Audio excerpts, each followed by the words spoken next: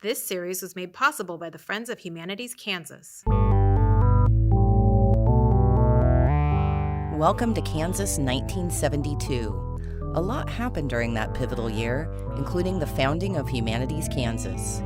So, in celebration of our 50th anniversary, we'll be telling you stories from that era of Kansas history. So tune in, chill out, and get the lowdown on 1972.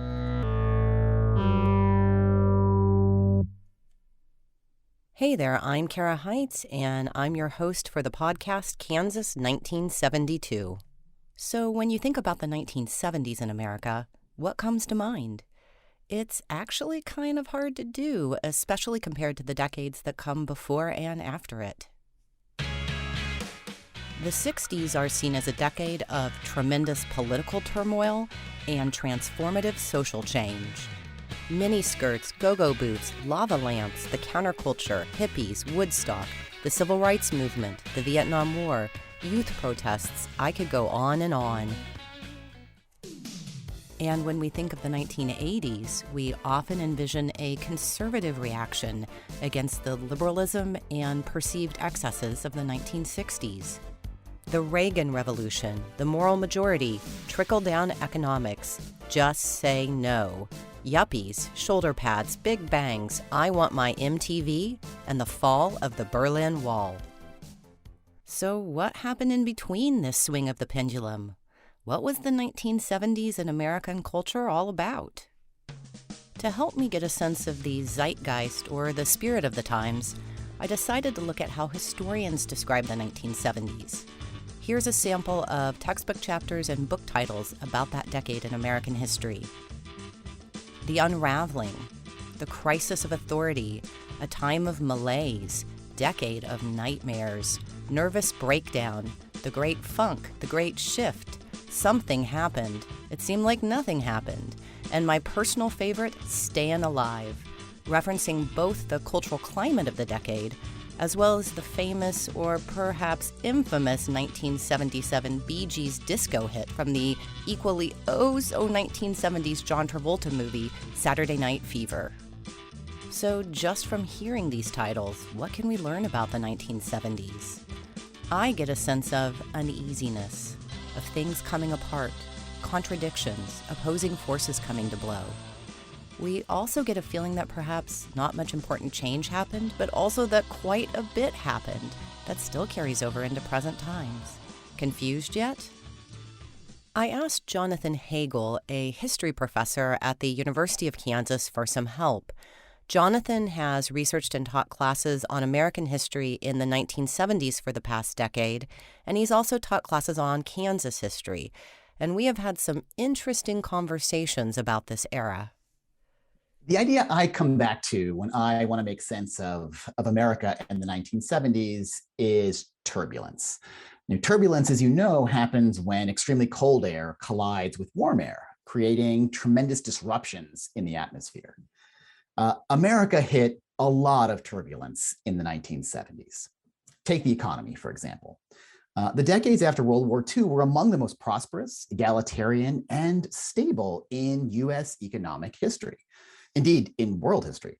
That golden age really comes crashing down in the 1970s, thanks largely to two major oil shocks, which cause a much broader energy crisis that spans the whole decade. At the same time, we have to remember that wages for workers were really at an all-time high.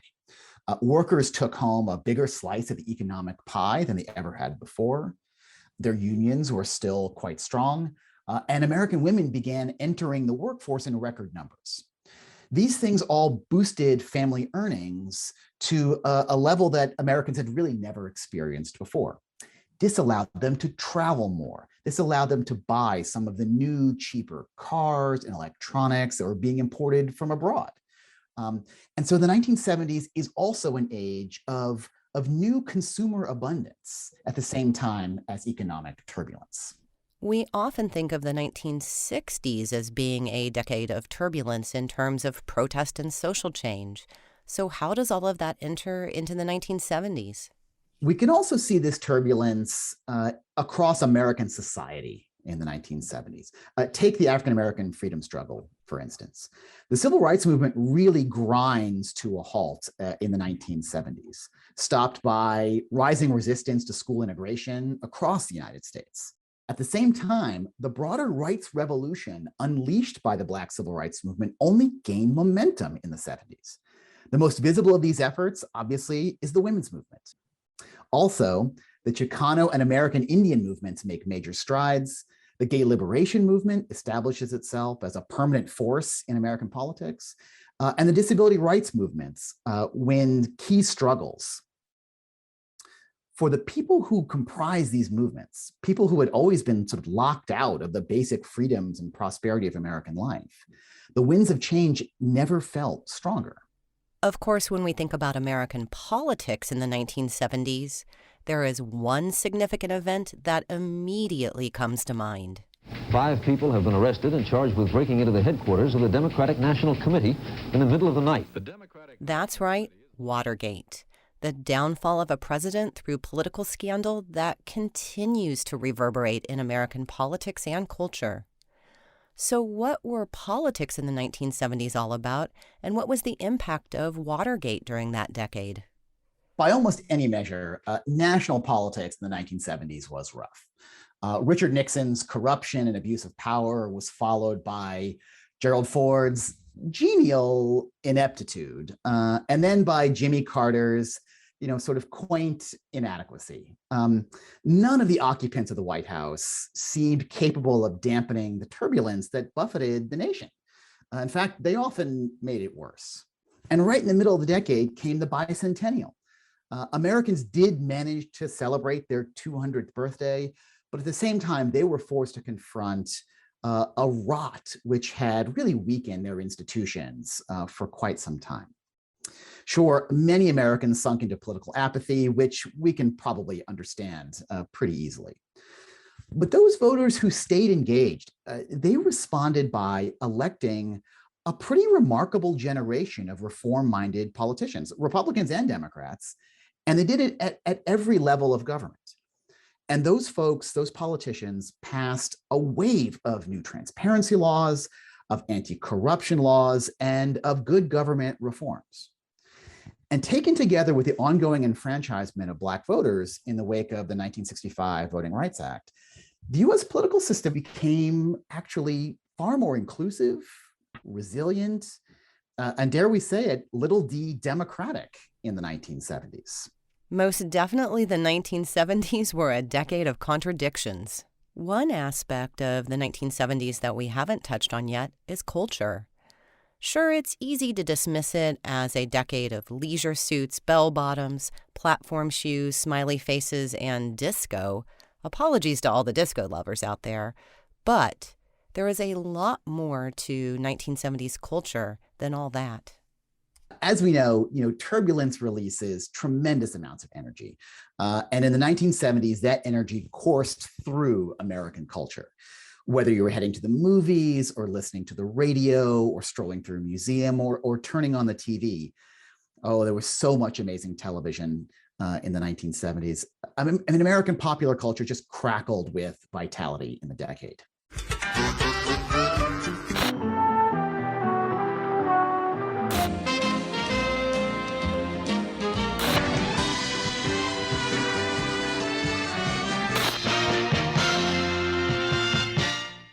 But these events and trends that we associate with the 1970s, most of them are taking place after 1972.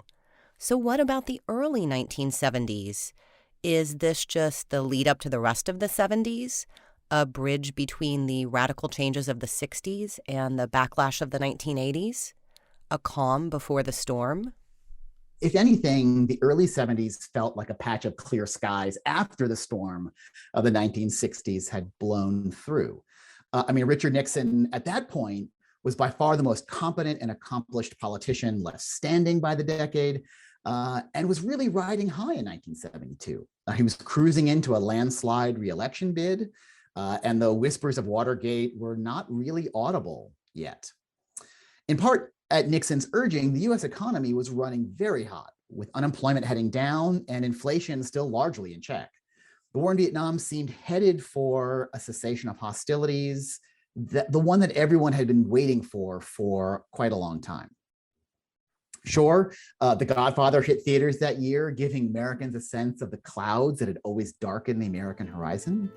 But no one could really have sensed the turbulence that lay ahead for America.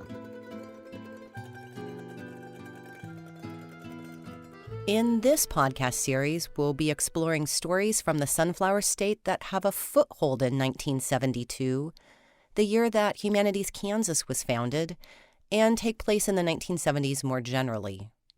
We'll also be looking at how the newly formed Kansas Committee for the Humanities, the original name of Humanities Kansas, helped Kansans navigate this turbulent decade.